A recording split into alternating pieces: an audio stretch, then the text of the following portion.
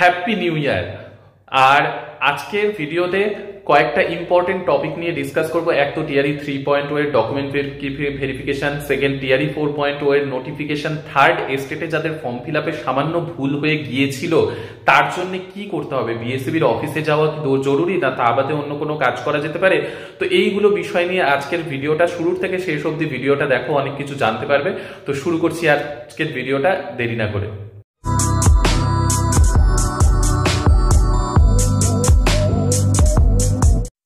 Hello everyone, welcome back to SC canvas to a new video. প্রথমেই সকলকে happy new year. সকলের আমাদের এই নতুন বছর 2025 অনেক অনেক ভালো কাটবে এবং সকলেই আমরা অনেক অনেক সুখবর পাবো এবং জীবনে এগিয়ে চলবো এই আশা নিয়ে আজকের এই নতুন বছরের প্রথম দিনের ভিডিও স্টার্ট করছি। তো ব্যাপার হচ্ছে, তোমাদেরকে একটা কথা জানিয়ে রাখি, তোমরা যারা টিআরই 3.0 তে সিলেক্ট হয়েছো বা টিআরই 4.0 এর জন্য প্রিপারেশন নিচ্ছ, অবশ্যই তোমরা এই নতুন বছরে অনেক অনেক নতুন নতুন খবর তো পাবেই, নতুন নতুন ইনফরমেশন পাবে, ইভেন সুখবরও পাবে, এই আশা তো রয়েইছে। আর বিহার সরকার টিচার রিক্রুটমেন্ট এক্সাম নিয়ে যে একটা বিশাল রকম রিভলিউশন এনেছে, এত এত সংখ্যক টিচার রিক্রুটমেন্ট চলছে যা টিআরই 4.0 তেও বিশাল আকার একটা ধারণ করবে। কারণ 1.5 লক্ষ ভ্যাকেন্সি যেমন তেমন কথা নয়, অনেক বড় একটা ব্যাপার। তো এত সুন্দর যে খবর, তা বাদ দিয়েও টিআরই 5.0 বা তার পরবর্তীও টিচার রিক্রুটমেন্ট এক্সাম যে হবে সেই আশা আমরা রাখবো। ইভেন আমাদের সরকার ওয়েস্ট বেঙ্গলের তরফেও আমরা রাখবো যে সরকার কিছু হলেও ভালো কিছু আপডেট নতুন বছরে আমাদের স্পেশালি টিচার রিক্রুটমেন্ট এক্সামের জন্য কিছু ভালো খবর আনবে।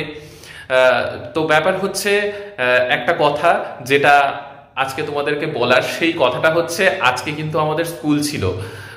নতুন বছরের প্রথম দিন বলে আমরা জেনারেলি জানি যে ওয়েস্ট বেঙ্গলে তো বন্ধই থাকে, কিন্তু এখানে কিন্তু সেটা নয়, এখানে তার ব্যতিক্রম। আজকে নর্মাল যেরকম স্কুল হয় সেরকম ভাবেই স্কুলের কিন্তু 9:30 থেকে 4টে অবধি আমাদের স্কুল করতে হয়েছে।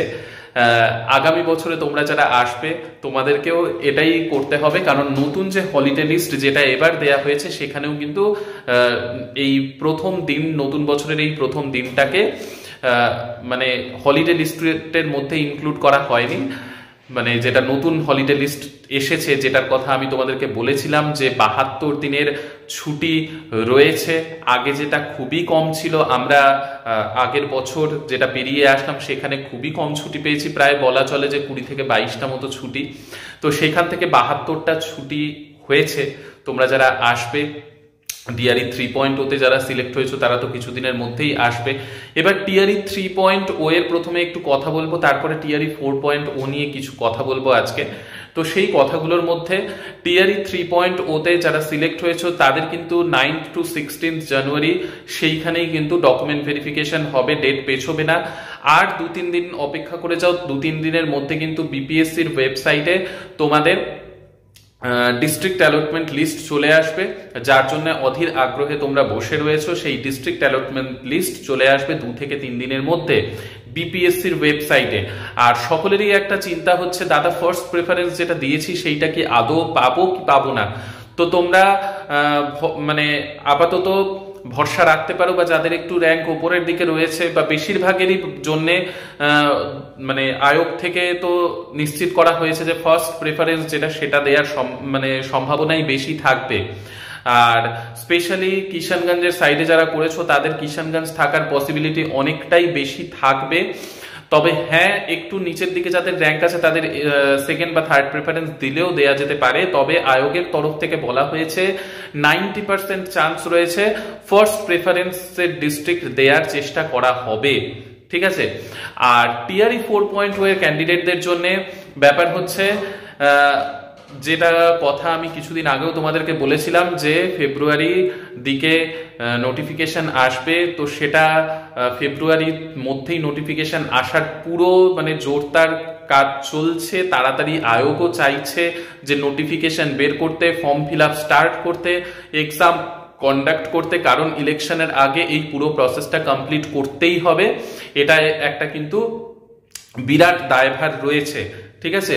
তো আয়োগও তৎপর এই ব্যাপারটা নিয়ে খুব তাড়াতাড়ি প্রসেসটাকে কমপ্লিট করার জন্য। তো তোমাদের খুব ভালোভাবে প্রিপারেশন মানে নেওয়া যেটা চলছে, তোমাদের খুব ভালোভাবে কিন্তু নিতে থাকতে হবে, কোনো রকমভাবেই থেমে যাওয়া যাবে না। আর নতুন বছরের রিজলিউশন যে আমরা এক একজন এক এক রকমভাবে নিই, তো আমাদের সকলেরই নতুন বছরের খুব সুন্দর সুন্দর মানে জীবনকে সুন্দর একটা জায়গায় নিয়ে যাওয়ার সেই রিজলিউশন তো থাকবেই। আর চাকরি পেতেই হবে। যারা ভিডিওটা দেখছো টিআরই 3.0-তে পেয়েছো বা টিআরই 4.0 এর বেশিরভাগ ক্যান্ডিডেট রয়েছো, সেটা অবশ্যই মাথায় তো রয়েছেই তোমাদের। আর তোমাদের সব রকম সব সমস্যার সমাধানের জন্য তো আমি রয়েইছি, যতটা সম্ভব আমি পারছি, চেষ্টা করছি। আর অনেকের অনেকগুলো প্রশ্ন এটাও ছিল যে এই এস্টেটে অনেককে অনেক কিছু ভুল করে ফেলেছে। এস্টেটে ফিজিক্যালি হ্যান্ডিক্যাপ্ট কেউ দিয়ে ফেলেছে, কেউ কাস্টে ভুল করে ফেলেছে, জেনারেল হতো যে এইখানে সেটা দেয়নি। তো সেই জন্য অনেকের কিন্তু আমাকে জিজ্ঞাসা করে যে দাদা এর জন্য কি করব, বিএসইবির অফিসে কি গিয়ে কন্ট্যাক্ট করব? তো দেখো, একটাই কথা আমার এইখানে বলার, কারণ গতকালও একজন এই প্রশ্ন আমাকে জিজ্ঞাসা করেছে, আজও আমি স্কুলে গিয়ে টিচারদের সাথে কথা বললাম এই ব্যাপারটা নিয়ে। তো ওনারা একটাই কথা বললেন যে হ্যাঁ, বিএসইবির হচ্ছে অফিসে যাওয়া যেতে পারে, কিন্তু সেইখানে গিয়ে 100% অ্যাপ্লিকেশন জমা নেবে কি নেবে না সেটা কেউ বলতে পারছে না, যাদের এরকম ভুল হয়েছে। তো বিপিএসসির ফর্ম ফিল আপের সময় তাদেরকে কিন্তু ঠিক করতে হবে যে ভুলগুলো তারা স্টেটের ফর্ম ফিল আপের সময় করেছে। আর হ্যাঁ, কেউ গেলে যেতেই পারে, একটা ট্রাই নিতেই পারে যে মানে বিএসইবির অফিসে গিয়ে অ্যাপ্লিকেশন জমা দেওয়ার। তবে সেটা আদৌ নেওয়া হবে কি হবে না সেটা শিওর কেউ বলতে পারছে না এই মুহূর্তে। তার কারণ হচ্ছে এইবার স্টেটের অনেকবার হচ্ছে কারেকশনের সুযোগ দেয়া হয়েছিল, তার জন্যে এটা অনেক টিচাররা আন্দাজ করছেন। আমি যাদের সাথে গল্প করেছি এই বিষয়টা নিয়ে, যে স্টেটের সার্টিফিকেটে কিছু ভুল তথ্য দেয়া, ভুল তথ্য বলতে কিরকম, যে কাস্টের জায়গায় যেটা জেনারেল হতো আদার স্টেট এসসি এসটি পাবে না, সেইখানে এসসি এসটির জায়গায় যেটা জেনারেল করার কথা ছিল সেটা এসসি এসটি করা আছে, বা ইডাব্লিউএস করা আছে, বা ফিজিক্যালি হ্যান্ডিক্যাপ্ট করা আছে। এইরকম যে ভুলগুলো হয়েছে স্টেটের ফর্ম ফিল আপ করার সময়, তো সেই কারেকশনগুলো তোমরা চাইলে, যদি কারো সময় থেকে থাকে, চাইলে বিএসইবির অফিসে অ্যাপ্লিকেশন জমা দিতে পারো। তবে সেটা 100% কার্যকর হবে কি হবে না সেটা এই মুহূর্তে কেউ বলতে পারছে না। সেটা বিএসইবির অফিসে গিয়ে তোমরা অ্যাপ্লিকেশন জমা দিলেই বুঝতে পারবে যে সেটা ওনারা নিচ্ছেন কি নিচ্ছেন না। তার কারণ একটাই, অনেকবার কারেকশনের সুযোগ দেওয়া হয়েছিল। আর যদি সেখানে গিয়ে তোমরা এই ট্রাইটা নিতে পারো, গিয়ে যোগাযোগ করতে পারো, অ্যাপ্লিকেশন জমা দিতে পারো, আর একটা রিসিভিং কপি অবশ্যই নেবে যদি অ্যাপ্লিকেশন জমা দাও। আর যদি সেই অ্যাপ্লিকেশনটা জমা হয় তাহলে ভালো। আর যদি মনে করো বাই চান্স না হয়, তাতেও ভয় পাওয়ার কিছু নেই। বিপিএসসির ফর্ম ফিল আপ করার সময় তোমরা সাবধানে ফর্মটা ফিল আপ করবে। আর তার থেকেও বড় কথা, যদি স্টেটের সার্টিফিকেটে সেই এসসি এসটি বা ফিজিক্যালি হ্যান্ডিক্যাপ্ট এরকম কিছু লেখা এসে থাকে, এবং সেটা তোমাকে ডকুমেন্ট ভেরিফিকেশনের সময় যদি জিজ্ঞাসা করা হয়, তুমি একটাই কথা বলবে যে সেই মুহূর্তে আমার জানা ছিল না, তাই ভুলবশত আমি ক্যাটাগরিতে এটা দিয়েছি, কিন্তু আমি ক্যাটাগরির লাভ নিইনি। এমনিতেও যখন তুমি আদার স্টেট বিপিএসসির ফর্ম ফিল আপ করার সময় আদার স্টেটে ক্লিক করবে, তোমার সব রকমের মানে সুবিধা যেগুলো থাকে, যে রিজার্ভেশনের ফেসিলিটি বা কাস্টের ফেসিলিটি যেগুলো থাকে, সেগুলো নেওয়া যায় না। তো সেটাই বলবো যে একবার বিএসইবির অফিসে গিয়ে তোমরা কন্ট্যাক্ট করতেই পারো, অ্যাপ্লিকেশন জমা দিতেই পারো। যাদের এরকম ভুল হয়েছে, যদি অ্যাকসেপ্ট করে তাহলে ভালো, আর অ্যাকসেপ্ট যদি নাও করে তাহলেও ভয় পাওয়ার কিছু নেই। তো এই ইনফরমেশনগুলোই আজকের ভিডিওতে জানানোর ছিল। Again happy new year. ঠিক আছে, নেক্সট ভিডিওতে আবার তোমাদের সকলের সাথে দেখা হবে। এই বছরটাও আমাদের সকলের খুব খুব ভালো কাটুক। আর এসজি ক্যানভাসের সঙ্গে যারা এখনো যুক্ত হওনি, অবশ্যই সাবস্ক্রাইব করে দাও চ্যানেলে নতুন হয়ে থাকলে, এরকম ইনফরমেশন প্রতিনিয়ত পেতে। শুধু বিহারের নয়, যে কোনো টিচার রিক্রুটমেন্ট এক্সামের বা যে কোনো চাকরির এক্সামের, গভর্নমেন্ট জবের এক্সামের জন্য ইনফরমেশন পাওয়ার যাতে সব থেকে আগে পেতে পারো। তো ঠিক আছে, সকলে সুস্থ থেকো, ভালো থেকো, সঙ্গে থেকো, বাই।